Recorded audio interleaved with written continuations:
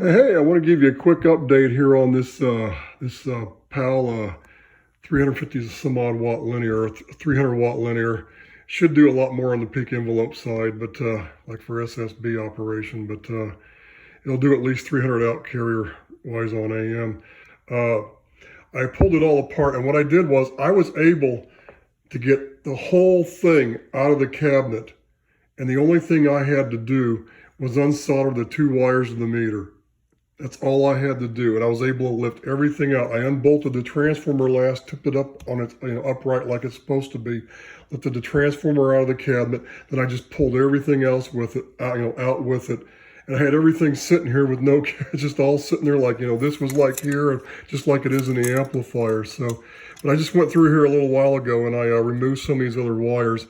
I cleaned up most of the shack today, and I'm waiting for something to dry in there. So as soon as that dries overnight, I'm going to clean up in there some more tomorrow, and then I'm going to come out here and do some more work on this. But I took the cabinet out in the backyard earlier this afternoon, and I took some of the XYL's dishwashing soap and I washed down the cabinet good, the face and everything, and the inside and out, and plus the lid. And I'm going to spray the lid sometime this next week. Today's Sunday, August 1st. And I was looking this thing over, and you know what I'm going to do? I'm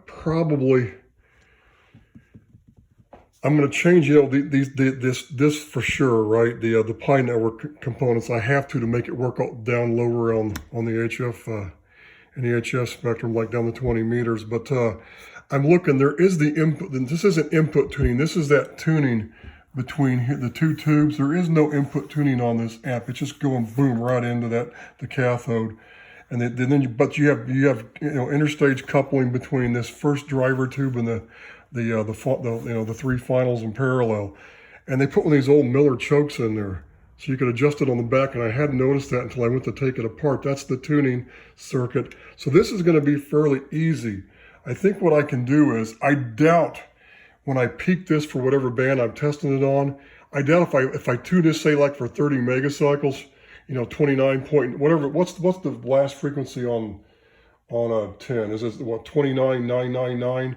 I think it stops before that, doesn't it? I forget how high the 10 meter band goes, but I never go above 2,900. I mean, I usually get on 29.0 like I did in the old days, and talk to the guys on AM on there, and just up a little ways, up and down the band slightly. But usually everybody, the 2,900 is the call frequency, then you get up higher when you're, after you make a connection with somebody. But most everybody just stays on 29.0 and talks anyway, because unless there's a lot of people on at the time. Sometimes there is. There used to be back in the old days. Back in the 70s, man, oh my God, that was fun. 10 meter AM was one of my favorite things. So anyway, I am going to change all these sockets, but after I got the thing out of here, I decided I went ahead and I removed these other wires so I could pull this thing loose, because I'm going to change the sockets on this. This resistor is going to go, of course, and I'm going to modify everything. There's that 10 watt Zener they put in there.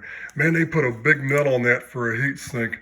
The 50 watter I'm going to put in there's got the same size thing on it already, so I won't have to worry about it. But I was looking at the relays, and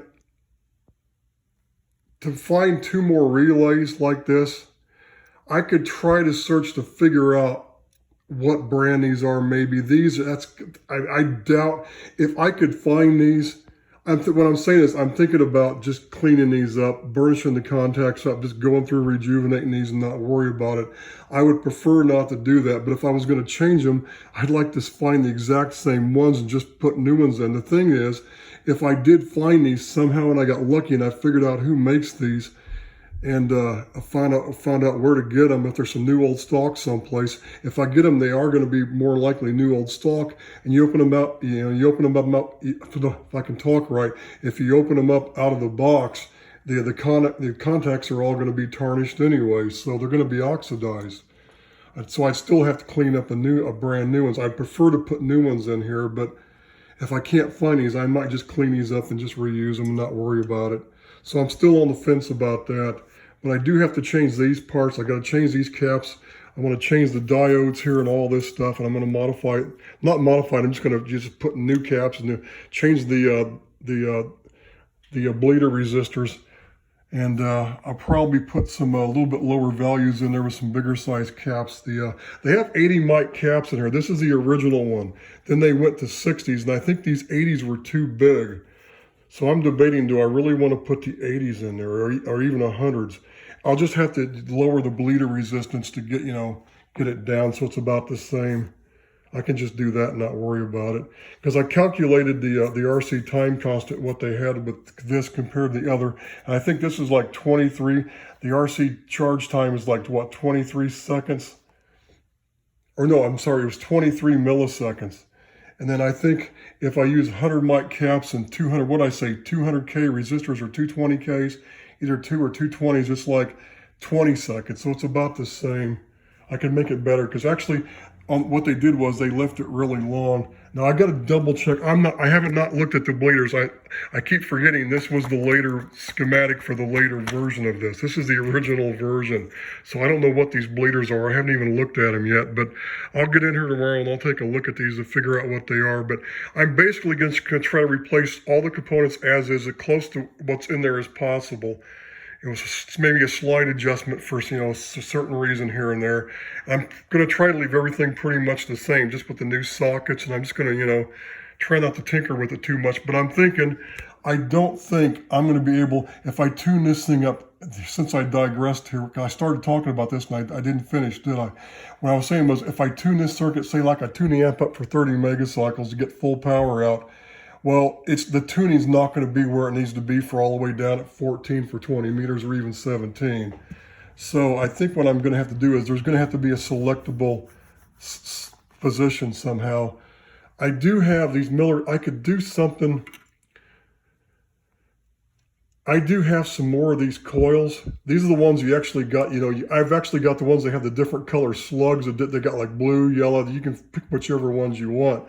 But I think I could drill a couple more holes in the back and put like 2 more of these maybe, and put a relay like I'm saying. When I modify this Pi network, when I put when I add the switch in there, like maybe the 3-position switch, I can have like a dual wafer switch where one of the wafers is working the taps on the coil, just shorting across it, right? And then the other wafer is controlling like DC or ground to control a relay, or maybe or some kind of relay system or something to switch to the different coils tuned in different spots. Now either I retune put maybe 1 or 2 more coils, or I just change the capacitor values or something. So there's 2 ways it's possible to do it. I just got to make sure I can get full power out on all the bands with maybe the 3-position switch. So I might have to actually have three of these coils total. I might have to have 3 of them in here tuned in all 3 different spots, and that might actually do it.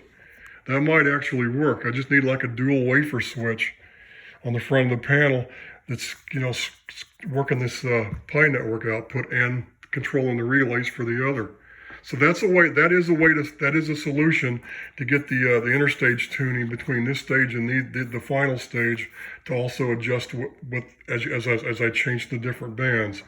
So that might be the answer, and that's more likely what I'm going to wind up doing, because I doubt I can broadband this thing up far enough to make it work from 30 megacycles down to 14. I'm pretty sure that I can't. I can try it, but I'm not going to get full power. I'll either sacrifice power on the high end or the low end. I really don't want to do that. I want full power out everywhere. So I'll see what I can do, but that's it for now. I just want to give you a quick update that this thing came apart really easy. I wasn't planning on doing this today because I'm like drenched in sweat as I take this video. It's hot here as heck, 90-some degrees. And I cleaned up the shack, took a shower, watched some TV, ate dinner, and I came out here and I'm all sweaty again. So I have to take another shower before I go to bed tonight. So that's it for now. This is W5HRO.